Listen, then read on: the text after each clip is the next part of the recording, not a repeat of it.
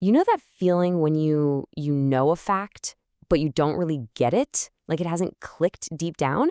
Well, it turns out that real understanding, that's not something that just happens to us. It's an active process, something we can actually learn and practice. So how do we do it? Let's dive into the 4-step.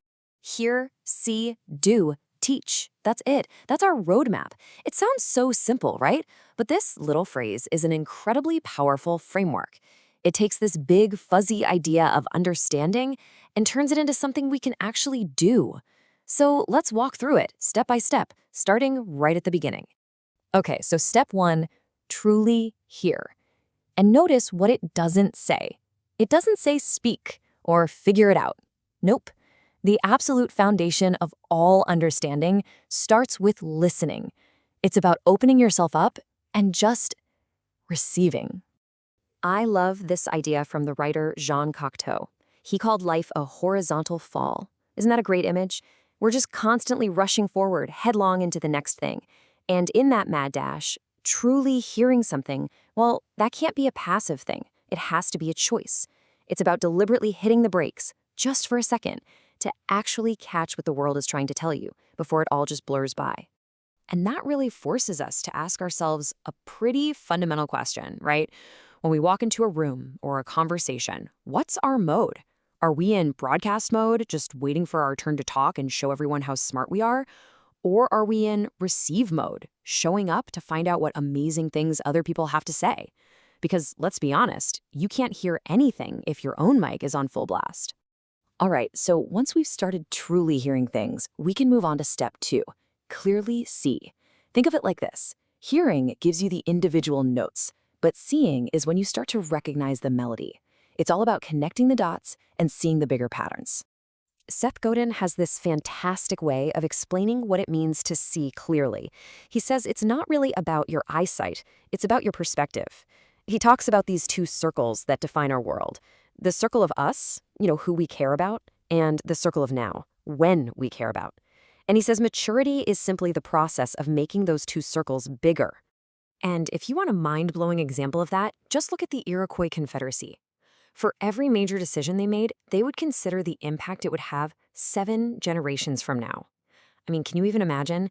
That is expanding your circle of now to the absolute maximum. It's the ultimate example of seeing the whole picture. Okay, so here's a little story from Anthony DeMello that's kind of a test for how clearly we see things. So picture this. A gambler gets caught cheating. He gets thrown out of a high window. As he's falling, what's the single best piece of advice you could give him? Go ahead, take a second and think about it. The master's advice? Play on the ground floor. Now, he didn't say, hey, you should stop gambling. Why not? Because he knew that advice would be totally useless. The guy wasn't going to listen. Instead, the master saw the reality of the situation, and he gave advice that was actually helpful and compassionate in that moment. And that's what seeing clearly is all about. It's meeting people exactly where they are, not where you think they should be. Okay, so we've listened, we've started to see the bigger picture. But, an insight that just sits in your head is pretty much useless, isn't it? It's just trivia. So step 3 is where the rubber really meets the road. We have to deliberately do. We have to make that understanding real. I mean, listen to how Peter Drucker puts it.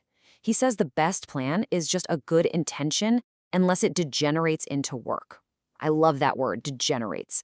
It's like the plan has to fall from its perfect, clean, theoretical perch in your mind and get all messy and dirty in the real world. That's the only way it becomes something real. So how can you tell if one of your plans is actually real? Well, Drucker gives us this super simple but really powerful test, a 3-point checklist. 1, did you put your best people on it? That shows what you really value. 2, is there a deadline? That creates real accountability. And 3, this is the big one, did you start today? Because if not, let's be real, it's not a plan, it's a wish. And here's such a powerful, real-world example of what doing looks like. It's this simple text from Kobe Bryant. He didn't need to give some big speech about how family is his priority. He just lived it. This text isn't just a text. It's a decision in action.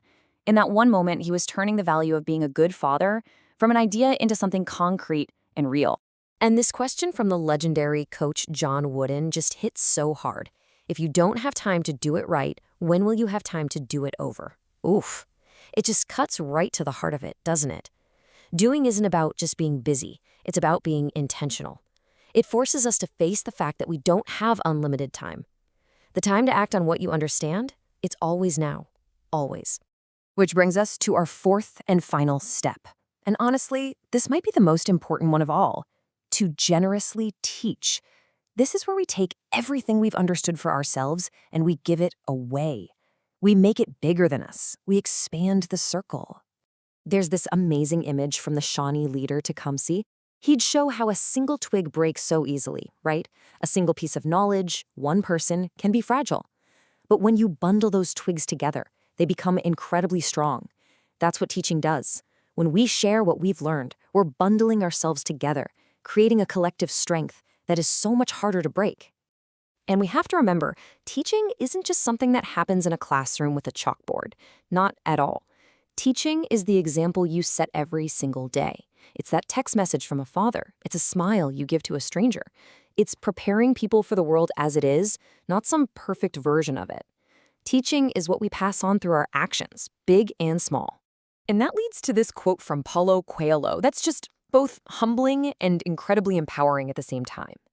He says that every single person plays a central role in the history of the world, and usually they have no idea. Think about that. Our actions, our little acts of teaching, they have these ripple effects that we will never ever see.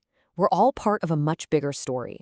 So there they are, the 4 steps. Hear, see, do, teach. But here's the kicker. This isn't a straight line with a finish line at the end. Oh no, it's a loop, it's a cycle. Because when you try to teach something, it forces you to hear it in a whole new way, which helps you see new patterns you missed before, which inspires you to do things differently, and boom, the whole cycle starts over again, but this time you go even deeper. You can think of this cycle as a kind of rhythm, like breathing. You breathe in today, the new information, the new experiences, and you have to breathe out yesterday. Let go of what's no longer serving you, to make space. It's about learning from the past, for sure, but living right here, in the present, always ready for that next breath, that next cycle. And what's the point of it all? Why go through this cycle over and over? Well, a life of real understanding isn't about hoarding knowledge for yourself. It's not about being the smartest person in the room. It's about the legacy you leave behind in other people. It's about what you give away. Now, this whole thing can sound really big and abstract, I know, but starting is actually incredibly simple. It all begins with the very next conversation you have, the next choice you make. It starts with one single step, so don't wait for some perfect moment. Just begin, just walk.